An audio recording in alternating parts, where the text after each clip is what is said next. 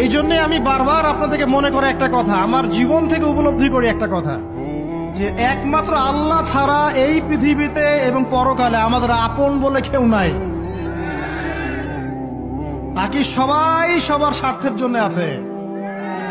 মানুষ মানুষের অবস্থানকেই মূল্যায়ন করে, মানুষ মানুষের অবস্থানকেই মূল্যায়ন করে। আল্লাহ রাব্বুল আলামিন আপনার ভিতরটাকে ভালোবাসেন। দেখেন, আপনি যখন নামাজ পড়েন নাই, আল্লাহ পাক কিন্তু আপনাকে ধ্বংস করে দেন নাই। আল্লাহ পরম করুণাময় আপনাকে হেদায়েত দিয়ে নামাজি বানিয়ে দিয়েছেন। জীবন অনেক পাপ করেছেন, ইনস্ট্যান্ট আল্লাহ পাক শাস্তি দিতে পারতেন, আল্লাহ পাক দেন নাই।